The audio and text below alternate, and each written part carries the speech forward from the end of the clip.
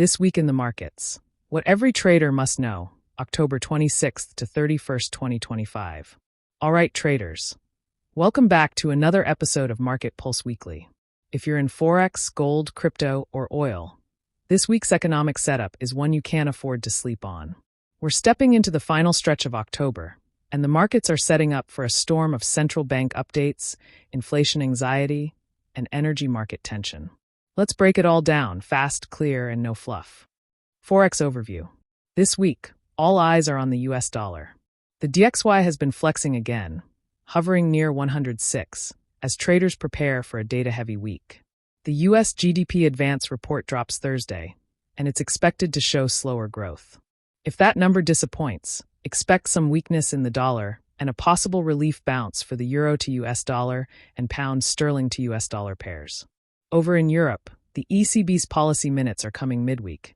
And trust me, traders are watching to see if Lagarde's tone stays hawkish or starts softening due to recession fears. The Japanese yen, though, continues to struggle, with the BOJ fighting speculative pressure as US dollar to Japanese yen edges near 152 again. In short, this week's keyword in Forex volatility. Gold market outlook. Now let's talk gold, XAU/USD. The safe haven that refuses to stay quiet. Last week's risk sentiment pushed gold above $2,440 briefly, but this week it's facing a tricky test. With the US GDP and inflation data on deck, any hint of economic slowdown or dovish tone from Fed speakers could push gold higher. But if yields rise again due to stronger data, gold might dip back toward $2,380 support. So investors aren't just watching prices, they're watching the narrative. Is inflation still a threat, or are we finally cooling? Gold's movement this week will answer that question loud and clear. Oil market focus. Over to oil, where things are heating up again. Brent crude is sitting around $89 to $90 after last week's surprise OPEC Plus meeting hints at possible production cuts in November. Combine that with renewed Middle East tensions and lower US inventories, and you've got a recipe for short-term bullishness. But here's the catch. Global demand forecasts are softening slightly due to slower growth in China and Europe. So this week, traders are split, some betting on a short-term rally, others hedging for a possible retracement below $87. Energy traders. Keep your calendars marked for the EIA report on Wednesday. That's your volatility window. Bitcoin and crypto. Now, let's move to Bitcoin, the king of volatility itself. BTC is still dancing after a sharp pullback from the previous week's highs. This week's market mood could be shaped by macro factors, especially the US GDP report and Fed tone. But here's the real kicker.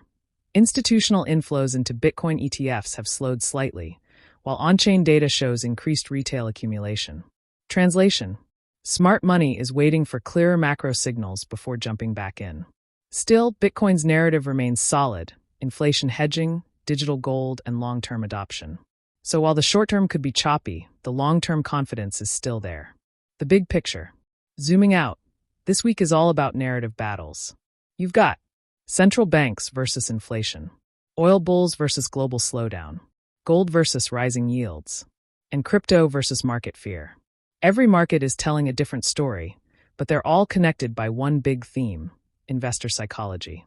If the data this week shows cracks in growth, we might see a short-term shift toward safe havens, gold, yen, and bonds. But if data comes in hot, expect a renewed dollar strength and possible pressure across commodities. So, whether you're trading Forex, watching Bitcoin, or just trying to understand where the global economy is heading, this week gives you signals everywhere. Stay informed, stay calm, and most importantly, think long-term. If you found this breakdown useful, hit that like button, subscribe, and drop a comment on what market you're watching most closely this week. I'll see you in the next episode. Stay sharp, traders.